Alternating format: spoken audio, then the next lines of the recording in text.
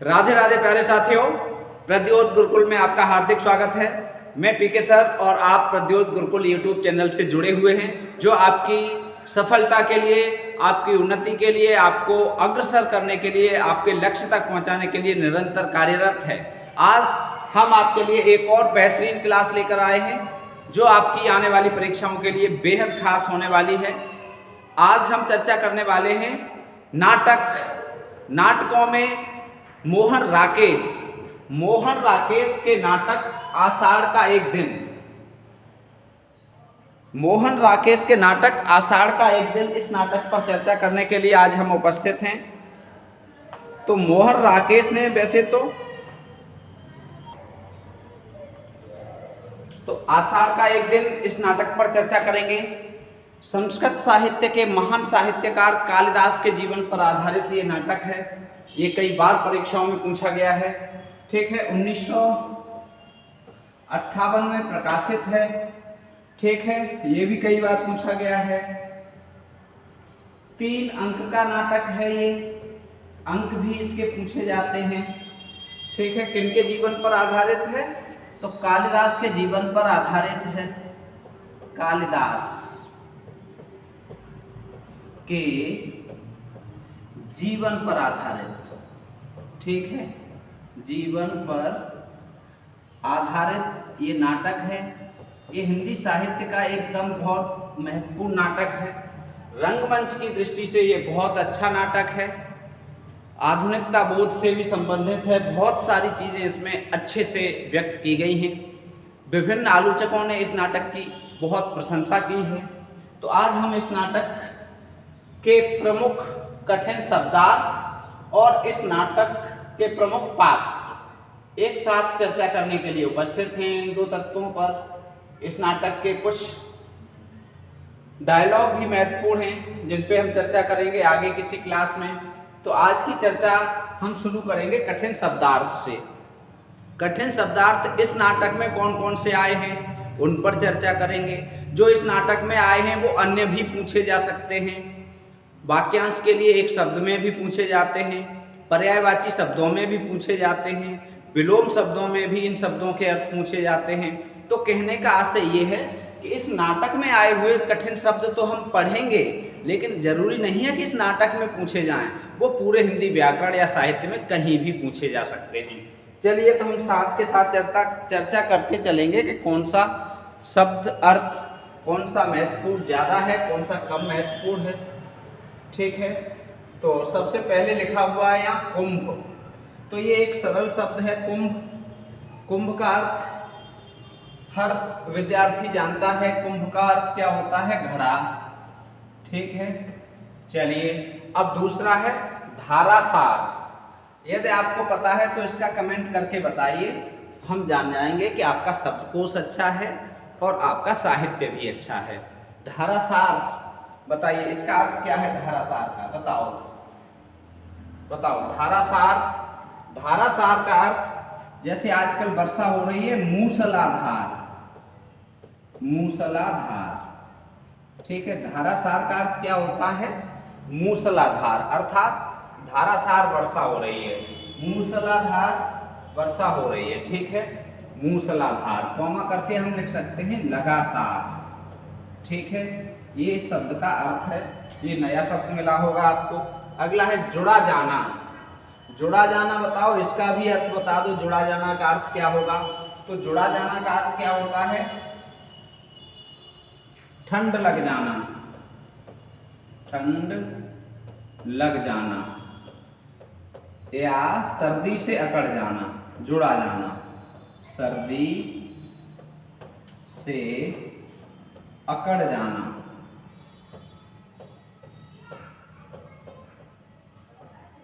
सर्दी से अकड़ जाना जुड़ा जाना का अर्थ होता है। अब ये देखो कितना अच्छा शब्द है, नया शब्द है। मेरे हिसाब से आपके लिए नया होगा। ये देखो, बताओ, जुड़ा जाना भी नया होगा। तल्प क्या होता है? तल्प बताओ। तल्प शब्द नया पढ़ा होगा। मेरे हिसाब से तो आपने नया ही पढ़ा होगा। तल्प का अर्थ क्या होता है? तो ये भी बता दीजिए। तल्प का अर्थ होता है पलंग। ठीक है, तल्प का अर्थ क्या होता है? पलंग। ठीक, और पलंग का अर्थ तो आप सब जानते ही हैं क्या होता है। इसे हम एक तरह से तख्त भी कह सकते हैं, तखत, हमारे यहाँ तखत कहा जाता है, तख्त। ठीक, अगला है अनसुख। ये भी देखो एकदम नया शब्द है अनसुख, ये भी हमें नया सीखने को मिल रहा है। अनसुख का अर्थ क्या होता है? अनसुख का अर्थ होता है दुपट्टा, दुपट्टा या ओढ़नी। ठीक है, अनसुख। अब किसी से भी अनसुख शब्द कह दो तो कोई जान ही नहीं पाएगा कि बोला क्या है, ये अर्थ क्या है इसका। भर्त्सना, भर्त्सना ये तो आपका परिचित शब्द है, इसका अर्थ होता है निंदा या डांट फटकार। भर्त्सना का अर्थ क्या होता है? निंदा या डांट फटकार। ठीक है, ये भर्त्सना शब्द का अर्थ होता है निंदा या डांट फटकार। अपवाद, ये भी आपका परिचित शब्द है, इसका मतलब बदनामी या लांछन। ठीक है, यहाँ पर इस नाटक में अपवाद, बदनामी या लांछन के लिए प्रयुक्त हुआ है। ठीक, अब है अनस्वर। अनस्वर ये भी आपका परिचित होगा। ठीक है, अनस्वर का मतलब जो नश्वर न हो, नष्ट न होने वाला। ठीक है, नष्ट न होने वाला अनस्वर, अर्थात कह सकते हैं अमर। ठीक है, जो नष्ट न हो, जो नश्वर न हो, नश्वर का मतलब नाशमान, अनस्वर का मतलब शाश्वत। अगला है वितृष्णा, ये भी आपका परिचित शब्द होगा।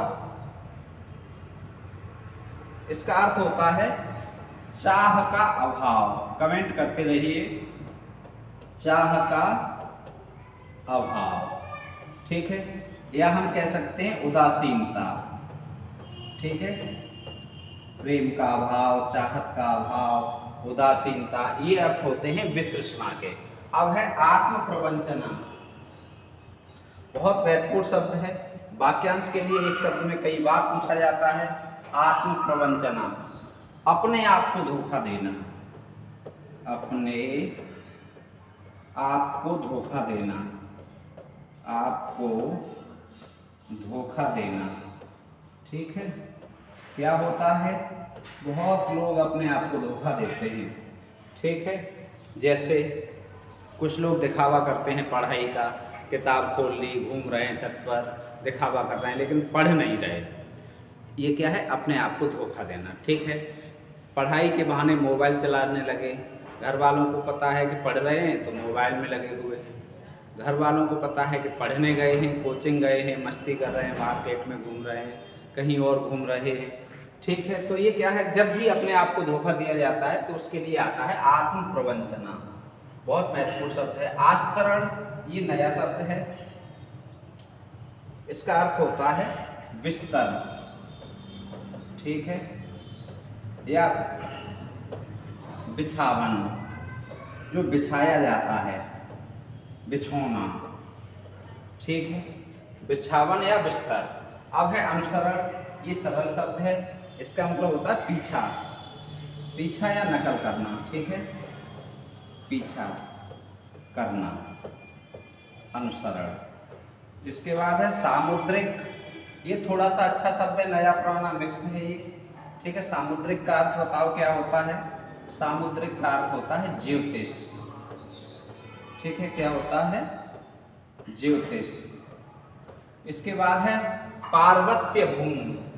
पार्वत्य भूमि थोड़ा सा अलग लग रहा है लेकिन इसे हम समझ लेंगे। इसका मतलब क्या है? पर्वत से जुड़ी हुई भूमि, अर्थात पर्वतीय भूमि। पार्वत्य भूमि का अर्थ क्या होगा? पर्वतीय भूमि, पर्वत की भूमि, पर्वतीय क्षेत्र की भूमि। ठीक है, पूर्वाग्रह, ये खूब प्रयुक्त होता है, बहुत अच्छा शब्द है, बहुत महत्वपूर्ण भी शब्द है पूर्वाग्रह। ठीक है, इस पे हमने भी चर्चा की है।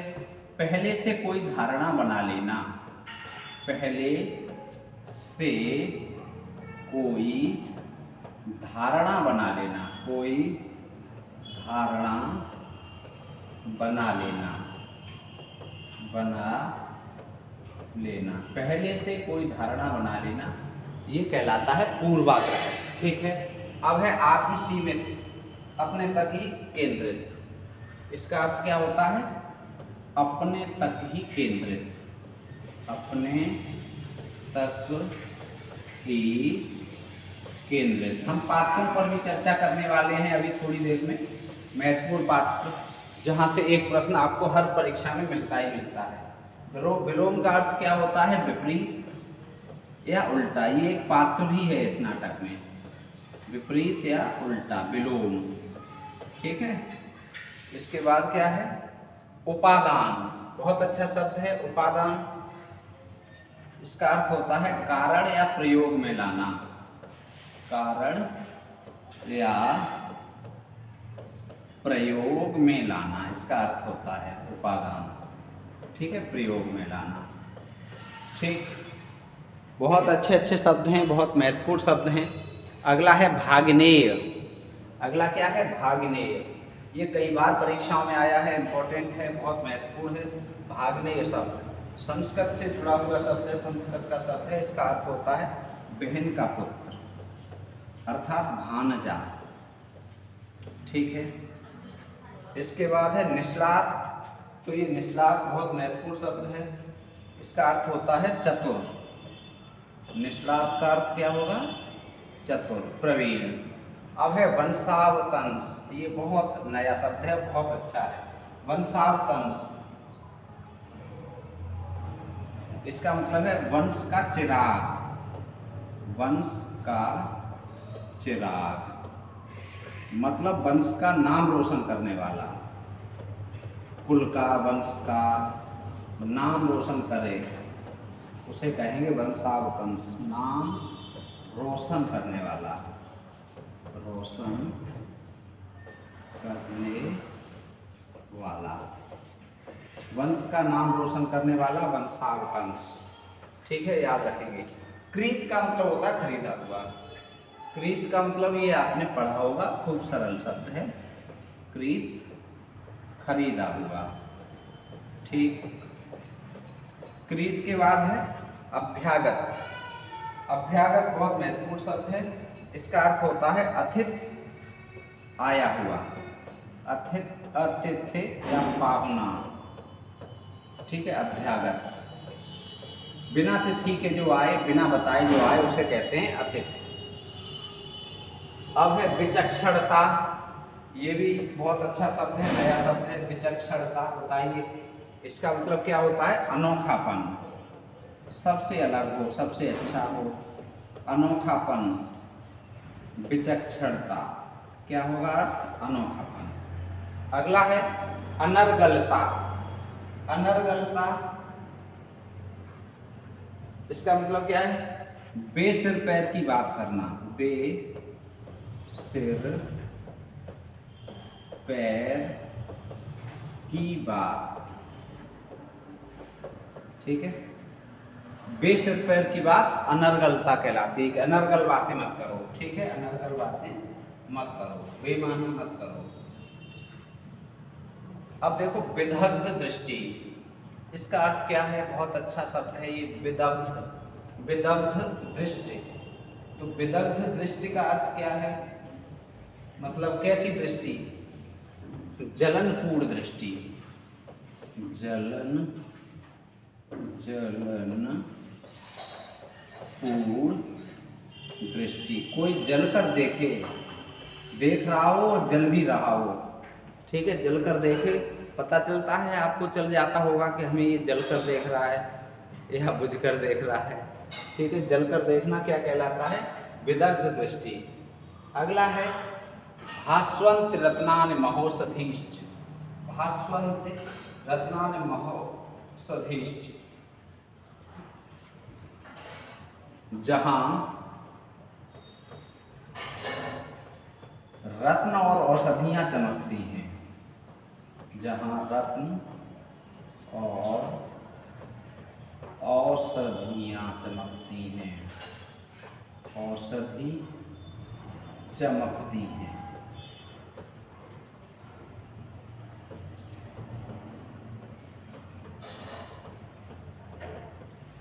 जहाँ रत्न और औषधियाँ चमकती हैं, ठीक है। अब है निर्व्याज, बहुत अच्छा शब्द है, ये आपने सुना होगा। व्याज तो सुना ही होगा, मतलब बिना बहाने के। निर्व्याज का अर्थ क्या होता है? बिना बहाने के। और ब्याज बहाने के, बिना बहाने के, ठीक। बिना किसी बहाने के कोई बात कहना, कोई कार्य, तो वो होगा निर्व्याज। अब है आयास। आयास का अर्थ क्या होता है? मेहनत या कष्ट। आयास बहुत अच्छा शब्द है। मेहनत या कष्ट, बहुत महत्वपूर्ण शब्द हैं, ठीक है, बहुत अच्छे शब्द हैं। स्थपत्य, देखो कितना अच्छा शब्द आया है, स्थपत्य। बताओ, हम मान जाएंगे कि आपकी तैयारी 100% है। स्थपत्य का अर्थ बता दो। आपने नाटक पढ़ा है, आपने साहित्य पढ़ा है, आपने व्याकरण पढ़ा है, आपने पर्यायवाची शब्द पढ़े हैं, विलोम शब्द पढ़े हैं, आपने वाक्यांश के लिए एक शब्द पढ़ा है, आपने सब कुछ पढ़ा है, आपको सब कुछ आ रहा है। इसका अर्थ बता दो, हम जान जाएंगे आप सर्वज्ञ हैं, सब कुछ जानते हैं। बताओ क्या अर्थ है इसका, स्थपत्य का? स्थपत्य का अर्थ बता दो, बस एक शब्द का अर्थ बोलो, क्या होता है?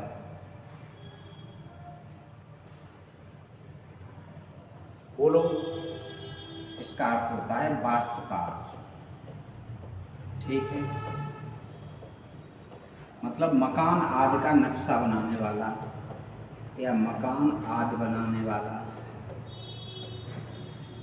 आदि बनाने वाला, या हम कह सकते हैं आर्किटेक्ट अंग्रेजी में, ठीक है। क्या कह सकते हैं? आर्किटेक्ट।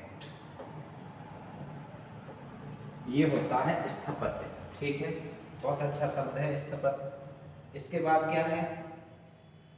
परिसंस्कार। इसका अर्थ क्या होता है? सुधारना,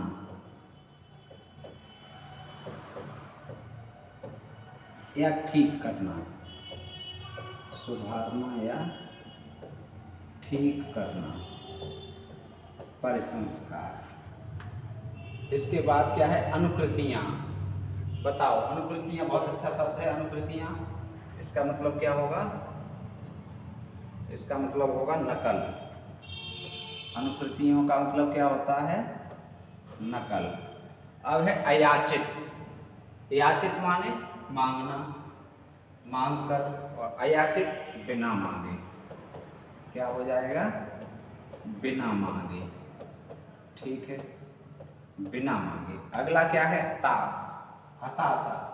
तो हताशा का अर्थ आप जानते हैं, निराशा। क्या है? निराशा, ठीक है। अब है प्रतिहारी, कई बार आया है परीक्षाओं में ये प्रतिहारी। पहरेदार या अंगरक्षक, पहरेदार या अंगरक्षक, बॉडीगार्ड, अंगरक्षक, इसे कहते हैं प्रतिहारी, बहुत बार पूछा जाता है। अब है विन्यास, 36वां। इसका मतलब होता है बनावट। इसका मतलब क्या होगा? बनावट। उपत्यका, उपत्यका का मतलब पहाड़ की तलहटी, पहाड़ की तलहटी, तलहटी, ये बहुत बार आता है। उपत्यका और आदित्यका मतलब पहाड़ की ऊपरी भूमि, और उपत्यका पहाड़ की निचली भूमि, तलहटी, ठीक है। तो ये 37 महत्वपूर्ण शब्द हो गए जो इस नाटक में प्रयुक्त किए हैं इन्होंने। अब हम बात करेंगे इस नाटक के प्रमुख पात्रों पर। अब बात काय पर करेंगे? प्रमुख पात्रों पर, ठीक है। तो प्रमुख पात्र कौन कौन से हैं? चलिए, प्रमुख पात्र कौन से नाटक के? कौन से नाटक के? आषाढ़ का एक दिन, ठीक है। एक तो कम से कम आता ही है, एक प्रमुख पात्र आता है इस नाटक का, परीक्षा में बहुत पूछा जाता है। तो चलिए शुरुआत करते हैं प्रमुख पात्रों की। पहले सबसे महत्वपूर्ण पात्र कौन कौन से हैं इसमें, ठीक है। कुछ आपको पता भी होंगे, मेरे हिसाब से ज़्यादातर पता होंगे, अच्छी बात है। और नहीं पता है तो आप नोट कर लेंगे, ठीक है। चलो, सबसे पहले अंबिका। कौन? अ से ही शुरू कर दो। अंबिका पहला पात्र अंबिका। दूसरा पद एक ही कलर में लिखे दे रहे हैं, मल्लिका।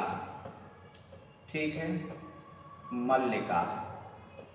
तीसरा पद ये भी यही लिखे दे रहे हैं, ये है कालिदास। ठीक है, तीसरा पात्र क्या है? कालिदास। चौथा पात्र कौन सा है? चौथा पात्र है दंतुल। दंतुल। पांचवा पात्र कौन सा है? पांचवा पात्र है मातुल। मातुल। ठीक है, छठा पात्र कौन सा है? छठा पात्र है निक्षेप। ठीक। सातवां पात्र कौन सा है? सातवां पात्र है विलोम। विलोम। ठीक है, आठवां पात्र कौन सा है? आठवां पात्र है रंगिड़ी। रंगिड़ी। ठीक है, नौवां पात्र कौन सा है? संगिड़ी। ठीक है, संगिड़ी या संगिनी। ठीक है, दसवां पात्र कौन सा है? अनुस्वार है। अनुस्वार। ठीक है, 11वां पात्र कौन सा है? अनुनासिक है। अनुनासिक है। ठीक है, अनुनासिक। और इसके बाद अगला कौन सा है? 12वां प्रियंगु मंजरी। प्रियंगु मंजरी। ये है 12वां प्रियंगु। प्रियंगु मंजरी। तो ये प्रमुख पात्र हो गए। प्रियंगु मंजरी ये प्रमुख पात्र हो गए। ठीक है, अब देखो अनुनासिक अनुस्वार खूब पूछे गए हैं, प्रियंग मंजरी भी पूछा गया है, रंगिड़ी और संगिड़ी पूछे गए हैं, विलोम तो पूछे जाने की भरमार है, कोई परीक्षा नहीं छूटी है।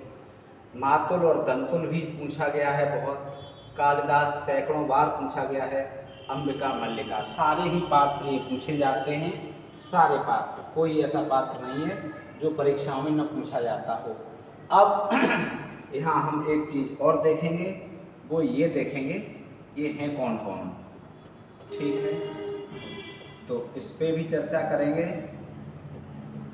ठीक, अब सबसे पहले है अंबिका। तो अंबिका कौन है? इस नाटक में ग्राम की वृद्धा है। ग्राम की वृद्धा मतलब बूढ़ी, बूढ़ी माँ। ग्राम की वृद्धा है अंबिका।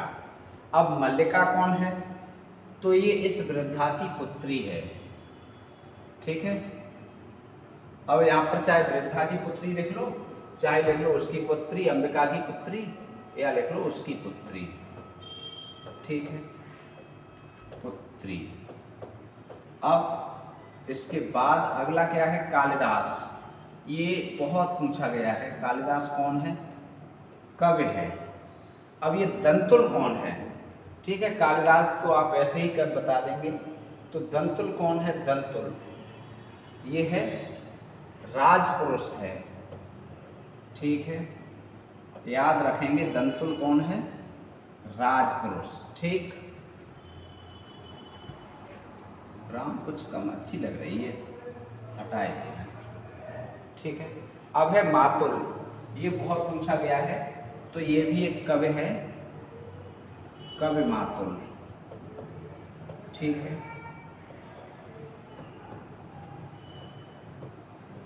इसके बाद है निक्षेप। तो ये निक्षेप कौन है? निक्षेप है गांव का व्यक्ति है, ग्राम पुरुष। ठीक है, और कौन सा ग्राम पुरुष है? ये विलोम भी ग्राम पुरुष ही है। ठीक है, ग्राम पुरुष। ठीक, याद रखेंगे, बहुत पूछा गया है, बहुत पूछा गया है, कोई परीक्षा नहीं छूटी है। ठीक है, और ये नागरी, नागरी का मतलब होता है नगर निवासिनी या चतुर। ठीक है, नागरी ये भी है, ये दोनों नागरी हैं, ये दोनों ग्रामीण हैं। अब क्या है, अनुस्वार और अनुनासिक, ये दोनों कौन हैं, ये अधिकारी हैं दोनों। ठीक है, अनुस्वार और अनुनासिक आप ऐसे ही याद कर सकते हो वर्णमाला में, अनुस्वार और अनुस्वार और अनुनासिक आते हैं साथ साथ, तो ये दोनों एक जैसे हैं साथ साथ वाले। ठीक है, ये दोनों कौन कौन है, अधिकारी अधिकारी। अब बची एक प्रियंगुमंजरी, ये कौन है, राजकन्या, राजकन्या है और कवि पत्नी है, कवि पत्नी। ये हो गया राजकन्या और कवि पत्नी। अब देखो इन्हें कैसे कैसे याद करना है वो देख लो।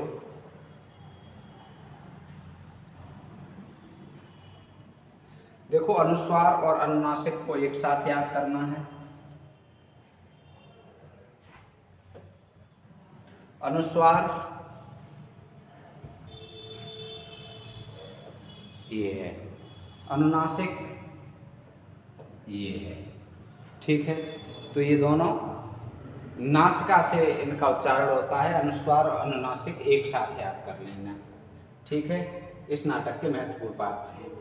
रंगड़ी और संगिनी, ये दोनों एक साथ याद करनी है आपको एक बार में, रंगड़ी और संगिनी। रंगड़ी और संगिनी ये दोनों नागरी हैं। ठीक है, अब इसके बाद है विलोम। विलोम और निक्षेप, ये थोड़ा सा कम पूछा गया है, लेकिन विलोम तो बहुत ही पूछा गया है, मोस्ट इम्पोर्टेंट है विलोम। ठीक है, तो ये दोनों एक साथ रहेंगे। कौन कौन से, ये दोनों एक साथ रहेंगे, निक्षेप और विलोम। ठीक है, इसके बाद मातुल, मातुल का अर्थ ही मामा होता है। ठीक है, दंतुल राजपुरुष। कालिदास मुख्य पात्र यही माना गया है, इसी के जीवन पर आधारित है। कालिदास के जीवन पर आधारित है ये नाटक, जीवन पर आधारित।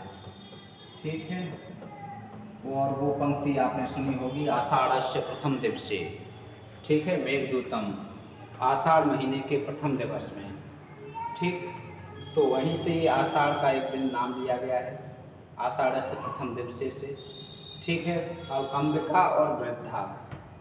अंबिका ग्राम की वृद्धा है और अंबिका और मल्लिका ये एक साथ दो तैयार कर लो। ठीक है, ये दोनों एक साथ कर लो, दो दो जोड़ा करके करोगे सारे हो जाएंगे। ठीक है, ये हो गए महत्वपूर्ण सारे पात्र। तो अब हमें विश्वास है यदि आता है अंबिका, मल्लिका, कालिदास, पंतुल, मातुल, निक्षेप, विलोम, संगिनी, रंगिनी, तो आप कर देंगे, हर हाल में कर देंगे। ठीक है, कोई नहीं छूटेगा। और इसकी यदि PDF चाहिएगी आपको तो PDF भी आपको मिल जाएगी दोनों की एक साथ। तो PDF के लिए प्रद्योत गुरुकुल, प्रद्योत गुरुकुल टेलीग्राम चैनल से जुड़ना है आपको। टेलीग्राम चैनल से जुड़ें।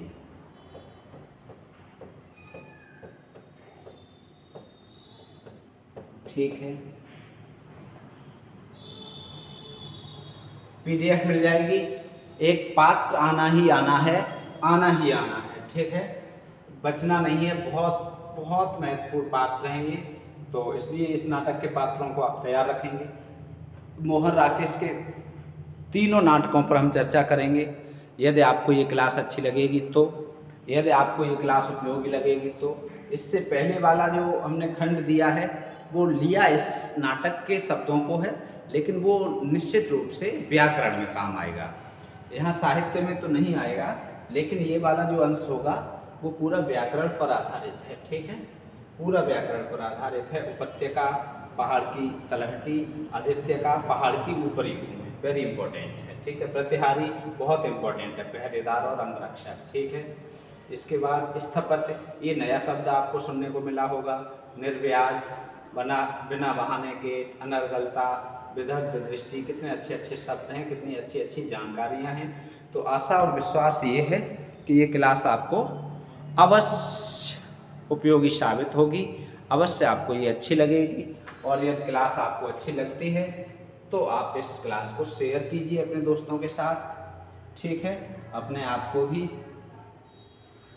एकदम स्मार्ट बनाइए, अपने आप को भी अध्ययनशील बनाइए, स्वाध्याय पर जोर दीजिए, अधिक से अधिक पुस्तकों का साथ लीजिए, अच्छी अच्छी पुस्तकों का साथ लीजिए, पढ़िए पढ़िए।